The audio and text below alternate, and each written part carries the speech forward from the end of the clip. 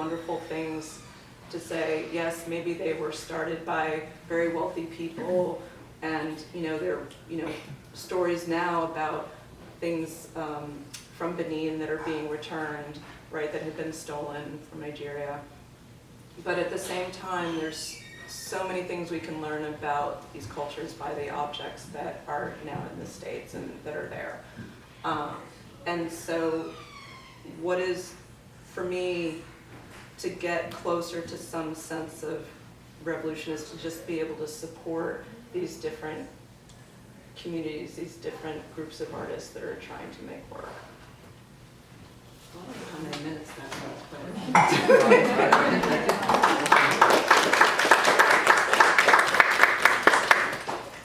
I have some commentary. I'll have some questions for the panelists after all three go. And one of the things that we think of music, of course, there are so many different genres of music, and music in general can be very discursive. So making commentary in so many different spaces simultaneously. And when we move into the 1990s, into the 2000s, one of the things we see with hip hop in particular is that in this discursive nature is that it intersects with sports, professional sports in particular, in ways that we don't see with rock and roll, we didn't see with R&B, we don't see with gospel or jazz, right? So we have professional athletes who themselves have kind of connected to raise the hip hop generation, and you see these symbiotic relationships. So we'll have commentary on that with artists and athletes as gatekeepers of the culture, with Brandon Sherrod, who is a 2016 graduate of Yale, and he is a vice president of Spinach Records, and he's also an ambassador for Connecticut Casa. Many people in the room are probably familiar with him. He's a Connecticut native and from nearby Bridgeport. Bridgeport, Connecticut, indeed. Good evening, everyone. It's a pleasure to be here. So tonight I just wanted to talk about how athletes and artists are gatekeepers of the culture. And when I use that term, I think that's more of a millennial term, the culture, when you bring that up. But I want to make the distinction between cultural gatekeepers and the culture that I was referencing earlier. So when I talk about cultural gatekeeping, that's usually when an entity or a single person or dominant group has a stranglehold over the creative control and what's allowed to be proliferated by those who are under their power. So historically, we've seen athletes and artists alike who have wanted to speak out or who have spoken out on social justice issues, on issues of race, same-sex marriage, et cetera, civil rights, and they've been able to proliferate their message in one way, but they've also had to bear the consequences of those entities and seeing them sharing their message. One example could be Muhammad Ali, who, as we know historically, did not go to war and was then jailed and ridiculed by a number of people in his camp and by the United States government itself. Likewise, we see the blackballing of Colin Kaepernick, along with certain artists and under major music labels who aren't allowed to share their messages as freely as possible. However, with the advent of social media, Spotify, SoundCloud, and music sharing services and social platforms, athletes and artists have been more empowered to take steps to share their messages without having to utilize those older institutions, those entities that were, I think, very oppressive in their reach and approach. And so, as an artist and athlete myself, I have really been empowered by those advents, and something that's been really important to me is to ensure that I am reaching my fans in a way that is both organic, truthful, and one that allows them to know exactly where I stand on social justice issues continuously. One thing that I have also noticed in going through this topic is that sometimes artists are unfairly, and athletes themselves are unfairly placed in positions where they have to speak up on social justice issues that they may not be privy to. And I think that being well informed and also curating your experience is the most important thing for athletes and artists themselves. I can also say that as an artist, and talking about our co-founding of Spinach Records, which is a label that tries to empower artists through mental health and also by allowing them to own their own masters and speak their truth continuously, we found that when you empower athletes and empower artists to share their stories without the overhead or overreach of major labels, you connect with people in a much deeper way.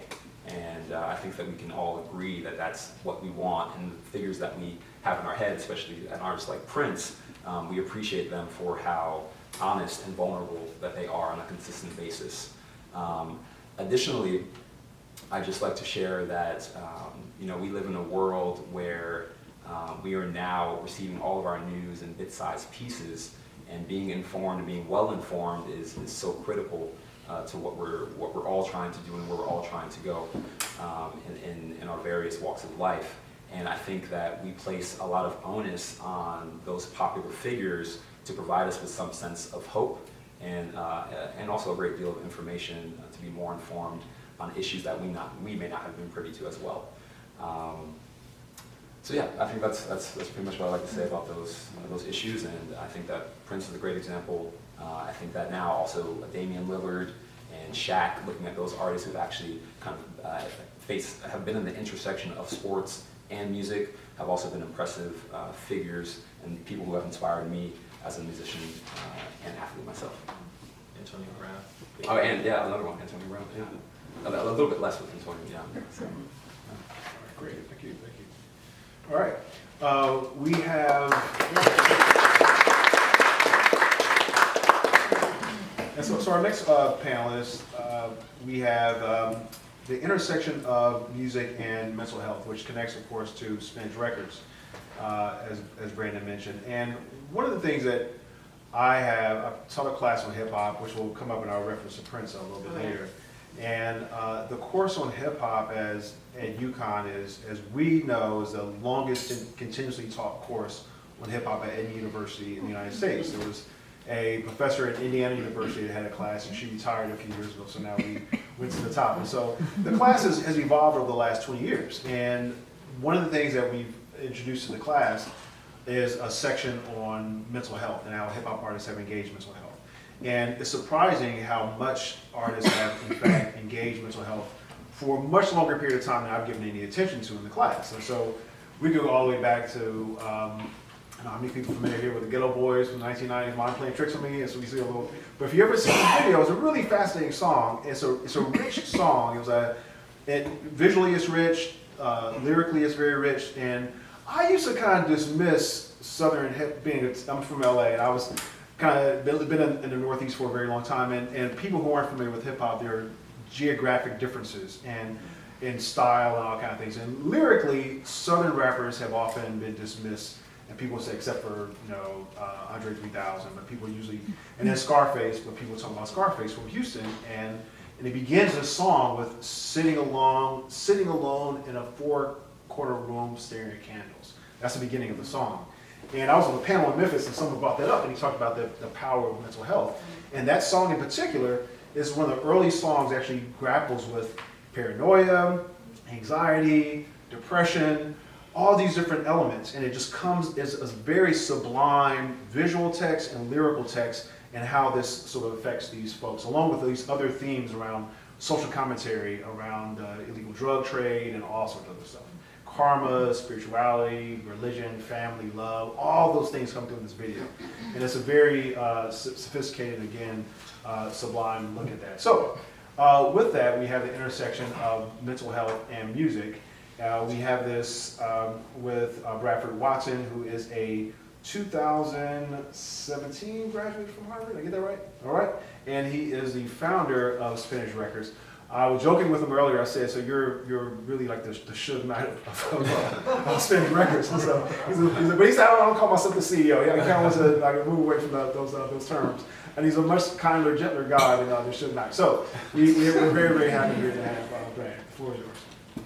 Yeah, I think essentially what we're building is a community that gives artists access to mental health resources so that they can make art for the rest of the world.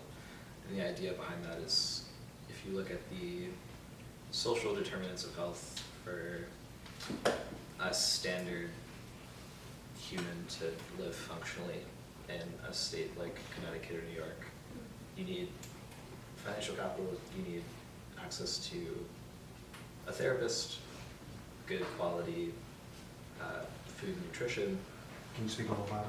Yeah, Thank you. yeah, and so I think if you apply that same methodology to artists who are historically exploited against, don't necessarily have the financial resources to proliferate their message, what would their art look like if you give them the space to